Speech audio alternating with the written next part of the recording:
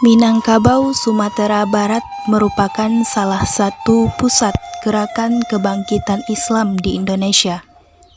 Gerakan pemurnian ajaran Islam dibawa oleh para haji yang pulang dari Mekah. Tokohnya adalah Haji Miskin, Haji Sunanik, dan Haji Piobang. Kelompok pembaharu Islam di Sumatera Barat ini disebut dengan kaum Padri. Mereka terpengaruh oleh para pembaharu Islam di Timur Tengah dan menggelorakan semangat kembali pada kebangkitan Islam. Ide pembaharuan kaum Padri berbenturan dengan kelompok adat atau kaum penghulu. Persahabatan antara kaum Padri dengan kaum adat hancur karena perbedaan pendapat dan idealisme serta hasutan campur tangan dari pemerintah kolonial Belanda dan pecahnya perang saudara tersebut. Ada sebuah tempat yang tidak lepas dari perang Padri tersebut, yaitunya Benteng Fort de Kock atau disebut juga dengan Straatschans yang berarti benteng perlindungan.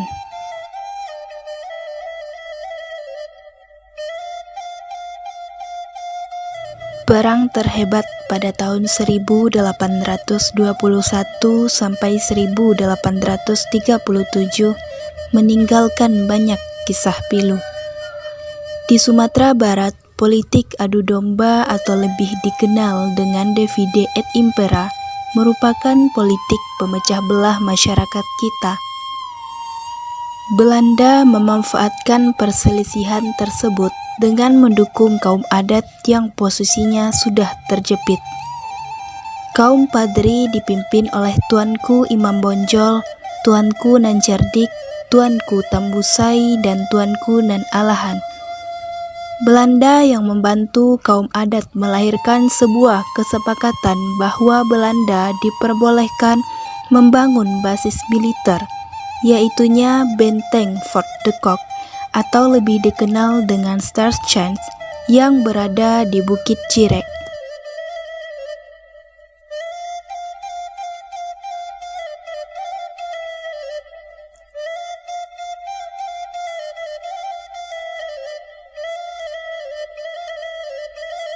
Sejarah peperangan dunia telah membuktikan bahwa pemenang perang ialah ia yang menguasai puncak gunung atau puncak bukit.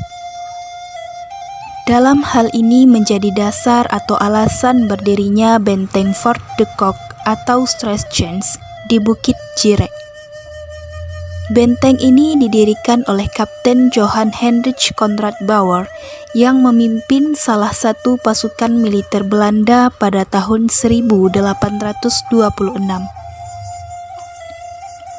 Nama benteng ini didedikasikan Bauer kepada pejabat Letnan Gubernur Jenderal yang sekaligus komandan militer Belanda kala itu, yakni Hendrik Marcus Baron de Kock. Benteng berwarna putih hijau setinggi 20 meter ini dilengkapi 4 meriam kecil di keempat sudutnya. Dan benteng inilah yang menjadi saksi bisu angkuhnya penjajahan kolonial Belanda pada saat itu.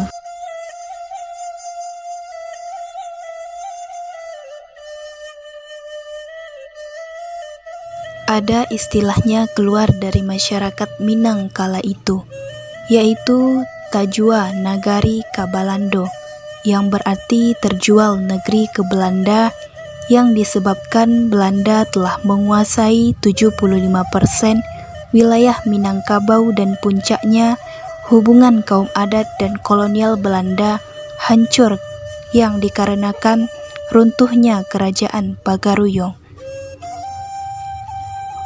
Pada akhirnya kaum adat dan kaum Padri kembali bersatu untuk memerangi kolonial Belanda. Belanda pun mengajak kaum Padri berdamai yang diwujudkan di Bonjol tanggal 15 November tahun 1825. Begitu lamanya Belanda menjajah bumi pertiwi, akhirnya banyak sekali meninggalkan bukti sejarah yang tak terelakkan.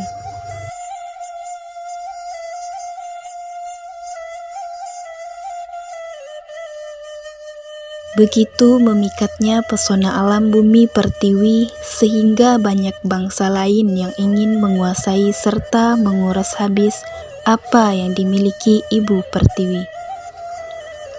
Kawasan benteng Fort de Kock atau dikenal juga dengan sebutan Strachens sudah dipugar oleh pemerintah Bukit Tinggi menjadi sebuah taman dan objek wisata alam dan bersejarah dengan banyak pepohonan rindang yang berada di kawasan Taman Marga Satwa dan Budaya Kinantan Bukit Tinggi.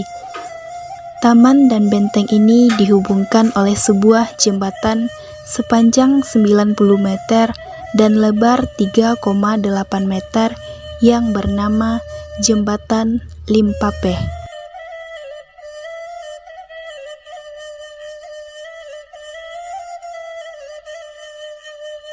Secara fisik, bangunan benteng di lokasi ini sudah tidak ada.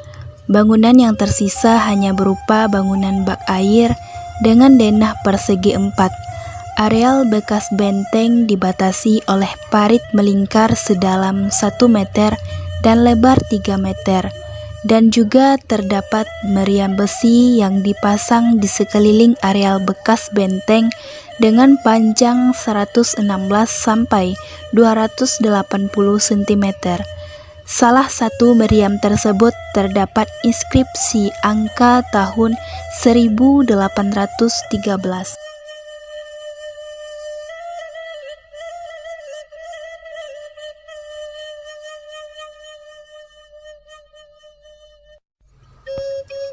Benteng Fort de Kock digunakan oleh tentara Belanda sebagai kubu pertahanan dari gempuran rakyat Minangkabau, terutama sejak meletusnya Perang Padri pada tahun 1821 sampai 1837. Semasa pemerintahan Belanda, Bukit Tinggi dijadikan sebagai salah satu pusat pemerintahan.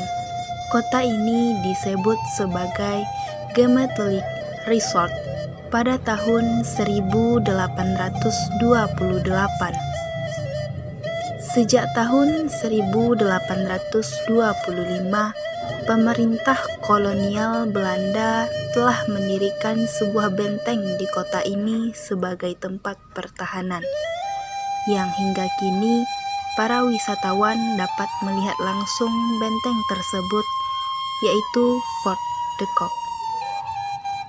Selain itu, kota ini tak hanya dijadikan sebagai pusat pemerintahan dan tempat pertahanan bagi pemerintahan kolonial Belanda, namun juga dijadikan sebagai tempat peristirahatan para opsir Belanda yang berada di wilayah jajahannya.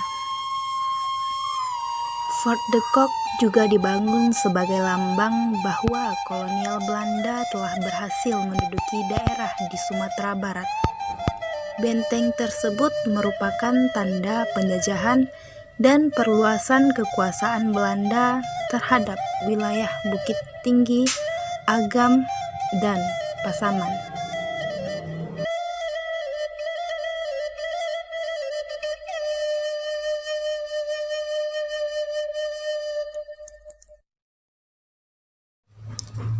Benteng ini adalah satu dari 2 benteng Belanda yang ada di Sumatera Barat. Yang satu lagi terletak di Batu Sangkar dengan nama Benteng Fort van der Capellen. Karena 2 kota inilah dahulu yang paling susah ditaklukkan Belanda saat Perang Padri.